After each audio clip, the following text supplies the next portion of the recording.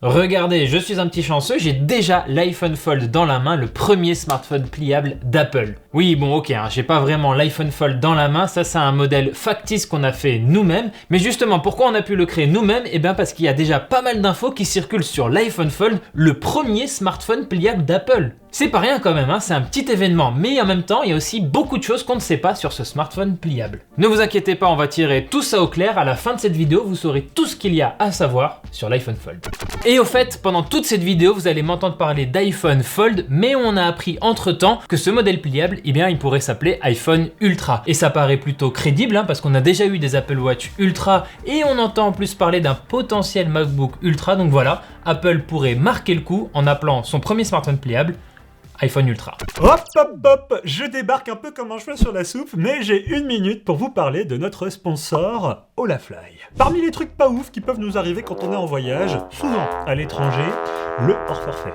Et c'est clairement l'un des plus frustrants. Le spécialiste de l'eSIM de voyage Olafly a justement la solution ultime pour vous éviter ça. Plus besoin de jongler entre les cartes SIM ou de se connecter à des Wi-Fi publics pas toujours très clean. Vous souscrivez en ligne et vous activez l'eSIM Olafly et boum, vous avez du réseau dès la sortie de l'avion sur plus de 200 destinations. Pour les grands voyageurs, Olafly a même créé un forfait illimité, Olafly Plan, et c'est valable sur plus de 160 destinations. Il n'y a absolument rien à faire quand on passe d'un pays à l'autre, mais le Saint Graal, c'est évidemment la data illimitée.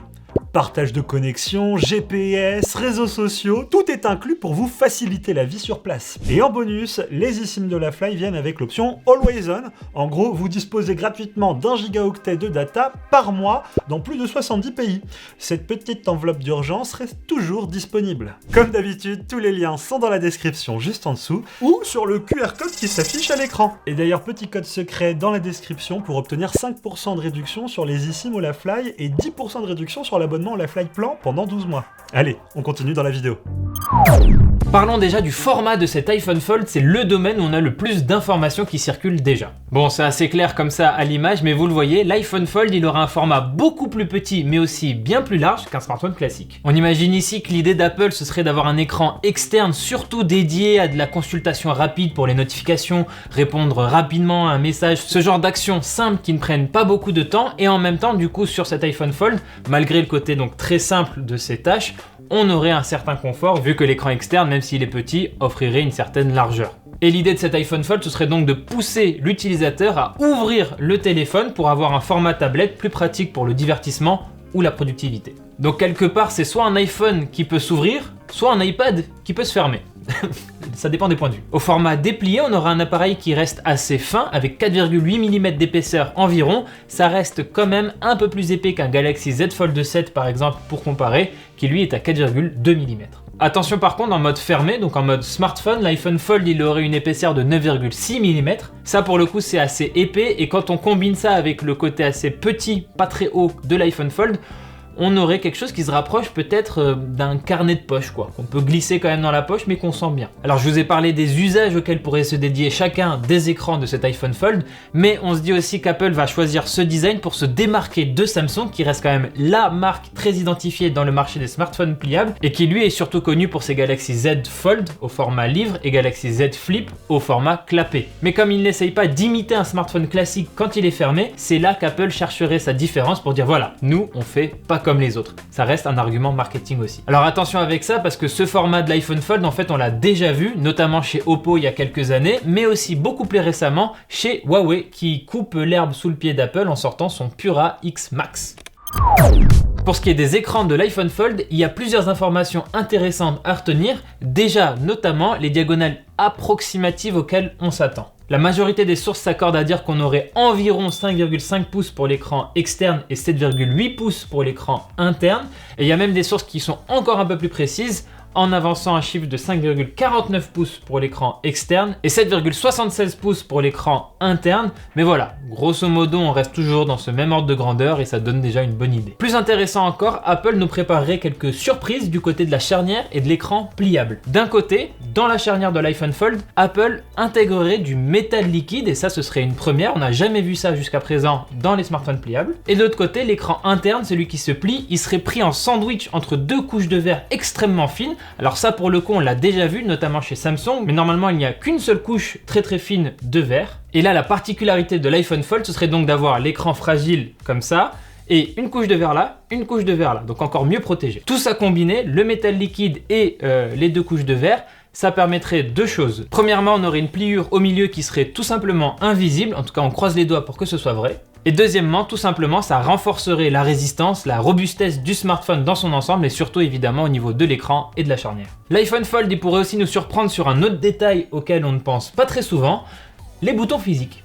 Déjà, il faut savoir que cet iPhone Fold, il n'aurait pas Face ID, il n'aurait donc pas la reconnaissance faciale d'Apple. Et la raison pour ça, elle est simple, c'est que les composants nécessaires à Face ID, ils prennent de la place et Apple préférerait avoir un smartphone qui reste assez fin et donc sacrifier Face ID. À la place de ça, on aurait Touch ID, donc un lecteur d'empreintes positionné sur le bouton de déverrouillage. Et d'ailleurs, ce bouton pour le déverrouillage, il serait placé à droite du smartphone, juste à côté aussi du bouton caméra contrôle. Et attention, autre détail qui peut surprendre, les boutons volume, eux, ils ne seraient pas sur les côtés, ni à droite ni à gauche. Ils seraient au lieu de ça placés sur la tranche du haut, dans la moitié droite. Et ça, c'est quelque chose qu'on a déjà vu par exemple sur un iPad mini. Et donc, ça renforce un peu cette idée d'un iPhone qui voudrait briser les frontières avec l'iPad. Et pendant qu'on parle de tous ces boutons physiques sur l'iPhone Fold, sachez aussi que le châssis, lui, il devrait être en aluminium.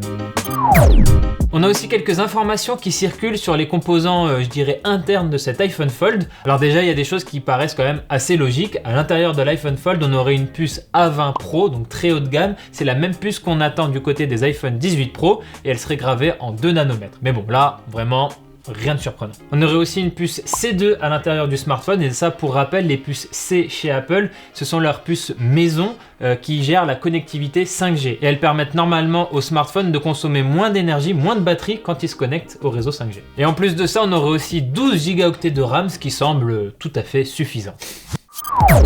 Je dois évidemment aussi vous parler de tout ce qui est photo et batterie sur cet iPhone Fold, mais attention, là on entre dans une zone de flou avec beaucoup plus de rumeurs, de spéculations, d'hypothèses et beaucoup moins d'informations vraiment fiables, j'ai envie de dire. Cela étant dit, on peut s'attendre à un capteur photo principal de 48 mégapixels à l'arrière de l'iPhone Fold avec une ouverture variable. C'est quelque chose qu'on a déjà vu chez d'autres constructeurs et qui permet donc de jouer sur la quantité de lumière qui entre dans le capteur et aussi sur la profondeur de champ. Donc ça, c'est une piste intéressante à suivre, mais attention, il y a aussi une mauvaise nouvelle côté photo.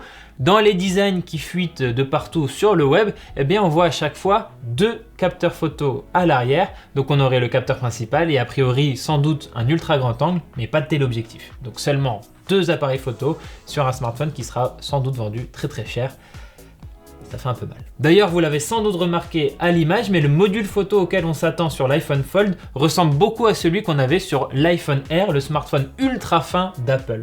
Sauf que je ne sais pas si vous vous rappelez, mais sur l'iPhone Air, ce design-là, il était censé aussi permettre de rassembler une grande partie des composants importants du téléphone dans ce bloc tout en haut, ce bloc rectangulaire qui n'est pas sans rappeler d'ailleurs un peu ce qu'on voit sur les pixels. Et pourquoi je précise ça, c'est que ce design-là, il est censé libérer de la place pour la batterie, donc tout simplement, mécaniquement, intégrer une plus grande batterie. Alors attention, ça c'est beaucoup de théorie et je rappelle d'ailleurs que sur l'iPhone Air, la batterie était ridiculement petite. Là, pour ce qui est de l'iPhone Fold, je peux pas vous donner de capacité chiffrée pour la batterie, mais a priori, on aurait quand même un peu plus de place que sur l'iPhone Air. Mais quand je regarde un peu le modèle factice qu'on a imprimé en 3D, pas sûr non plus qu'il y ait beaucoup de place. Donc j'ai peur qu'on ait une batterie un peu trop petite pour un smartphone pliable. Mais affaire à suivre. C'est d'ailleurs un bon moment pour vous rappeler que Apple travaillerait apparemment sérieusement sur l'optimisation batterie de son système d'exploitation, iOS. Et ce qui va être aussi intéressant à regarder avec iOS 27, c'est à quel point l'interface peut s'adapter à un grand écran comme celui de l'iPhone Fold et donc créer peut-être même des passerelles entre iOS et iPadOS. Mais là vraiment, je spécule.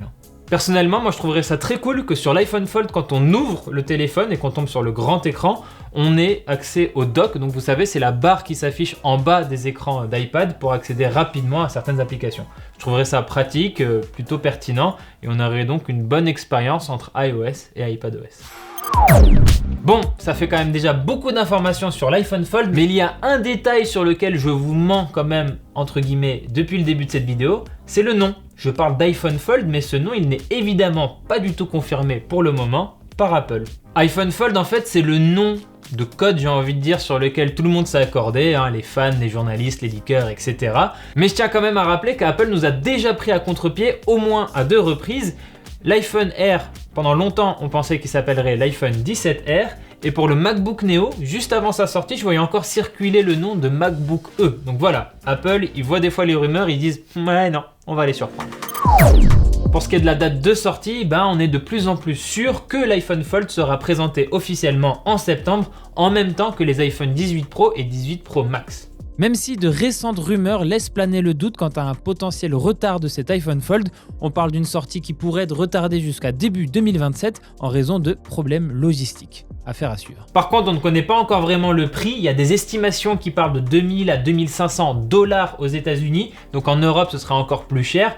On peut s'attendre à du 3000 €, peut-être plus si on est pessimiste. Ce qui est sûr en tout cas, c'est que l'iPhone Fold sera un smartphone très cher. Ça, il n'y a vraiment pas de doute là-dessus. Avec un prix aussi élevé, on est sans doute nombreux à se dire que ce sera sans doute un flop commercial cet iPhone Fold. Et attention quand même, on pourrait être surpris parce qu'on a le cabinet d'analyse IDC qui est très réputé, très sérieux, qui nous dit que l'iPhone Fold pourrait avoir un impact sans commune mesure, sans précédent sur le marché des smartphones pliables. Je vous cite des éléments du rapport. Le véritable tournant pour cette catégorie de produits, donc les smartphones pliables, arrivera à la fin de l'année au moment où Apple commercialisera son futur smartphone pliable. IDC parle carrément même d'un point de bascule pour le secteur des pliables. Point de bascule, c'est quand même un terme très très fort. Et en termes de chiffres, ça donnerait quoi? On aurait des ventes de smartphones pliables dans leur globalité qui augmenteraient de 30% en 2026, notamment grâce à l'iPhone Fold, pas que, mais en grande partie grâce à lui. Et chiffre encore plus dingue, à lui seul, l'iPhone Fold représenterait 22% des ventes de smartphones pliables dans le monde entier, selon les estimations du cabinet IDC. C'est déjà impressionnant en soi, mais ça l'est encore plus quand on rappelle que cet iPhone Fold ce serait le premier modèle du genre pour Apple, et qu'il sortirait en plus en fin d'année. Donc, belle perf. Et ce sera aussi intéressant de voir la réaction de Samsung par rapport à tout ça. Je le disais en début de vidéo, Samsung c'est vraiment le constructeur phare de ce marché des smartphones pliables et il a sans doute un petit peu peur de voir l'arrivée d'iPhone normal et en même temps, ça peut être aussi une bonne nouvelle pour lui. Pourquoi une bonne nouvelle? Déjà parce que si Apple réussit à faire en sorte que les smartphones pliables ce soit plus un marché de niche, c'est tout bénef pour Samsung, ça veut dire plus de ventes globalement, plus de visibilité, etc. etc. Mais aussi, et ça c'est toujours important à rappeler, Samsung est un gros fournisseur d'Apple et là sur l'iPhone Fold ce serait notamment le fournisseur principal pour les écrans et la RAM. Donc voilà, année 2026 quand même bien chargée pour Apple parce que cet iPhone Fold c'est peut-être même pas l'événement majeur d'Apple cette année. On a quand même appris récemment que Tim Cook, le patron depuis 15 ans d'Apple, allait quitter ses fonctions de CEO et pour laisser sa place à John Ternus. On a fait une vidéo dédiée à ce sujet, je vous laisse aller la regarder. Voilà, c'est tout pour cette vidéo, merci de l'avoir regardée jusqu'au bout. Maintenant vous savez tout ce qu'il y a à savoir sur l'iPhone Fold. N'hésitez pas à vous abonner à la chaîne YouTube de Frandroid et à nous retrouver sur tous les réseaux sociaux, on est présent partout. Vous pouvez aussi aller vous abonner à nos chaînes secondaires sur Volté et Unlock, les liens sont dans la description. Quant à moi, je vous dis à très bientôt sur Frandroid évidemment, et en attendant, j'ai un iPhone Fold à utiliser. J'en ai même 2.